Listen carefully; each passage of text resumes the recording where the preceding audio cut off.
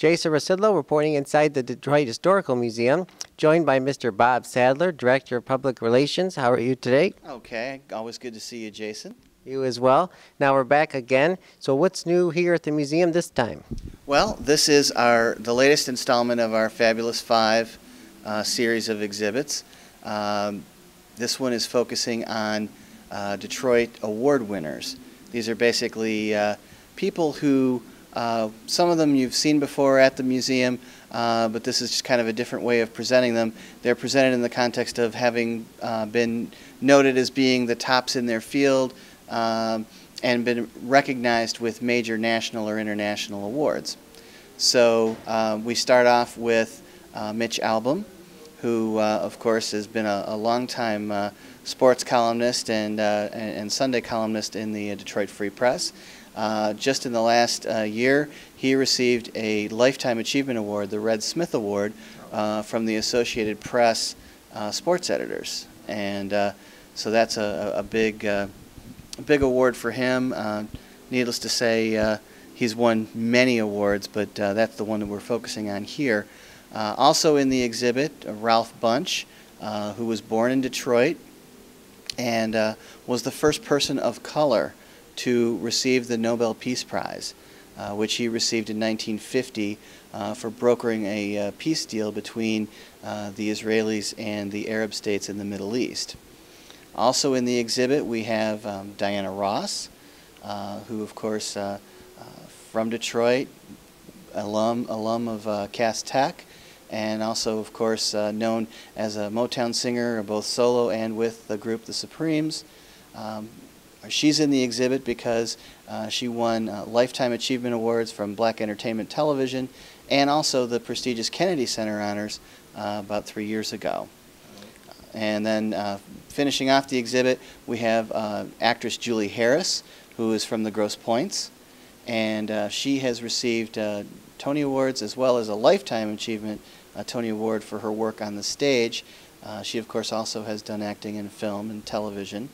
And then closing out, we have Joe Louis, who we've seen a number of times in a number of our exhibits over the years, but we're focusing this particular time on his winning of the Congressional Medal of Honor, which was given to him posthumously in 1981.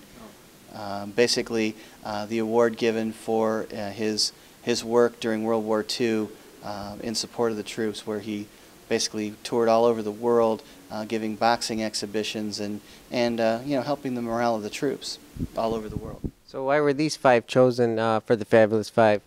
Well, basically, with the Fab Five, we always are trying to say these aren't the best award winners, these aren't the only award winners. These are basically representative of some of the major awards that Detroiters have won over the decades. And why these five were chosen, they're representative of the diversity of Detroit. There's different time eras in play, and also diversity of the political world, the sports world, the entertainment world, and the world of journalism. Okay. Now, how long is this exhibit going to be here? Because I understand you have some other new additions. Right. This particular exhibit is here through Labor Day weekend, the first Sunday in September.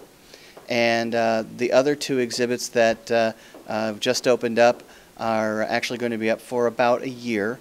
That's the latest installment of our New to the Collection exhibit, which basically showcases things that we've collected as the Detroit Historical Society over the past year or so.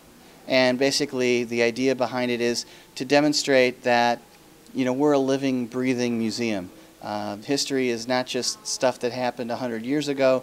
It can be stuff that happened in the last couple of weeks or in the last year. And this gives you an idea of some of the kinds of things that we get in our collection on a regular basis, things that tell recent stories as well as you know, people who have added things to our collection that tell older stories as well. So what are some of the pieces that visitors will see up there? Well, a couple of the things that we have up there, we have most recently probably, and probably of great interest to your viewers would be, we have scorecards and some memorabilia from the almost perfect game, Armando Galarraga, from Comerica Park last year in June 2010. Of course, the famous game where he got to 2 outs in the 9th inning and the umpire made a bad call that cost him a perfect game and baseball immortality.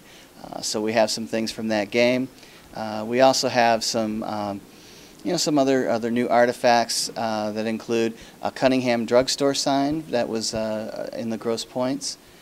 We have some toys, a Houdini magic set branded with Harry Houdini, who of course died in Detroit, and a set of silverware that was given to Frank Doremus, who was at the time the city controller and later was to become mayor of the city of Detroit in the 1920s. He was actually given, as a recognition, he was given a set of silverware from the Common Council, now known as the City Council.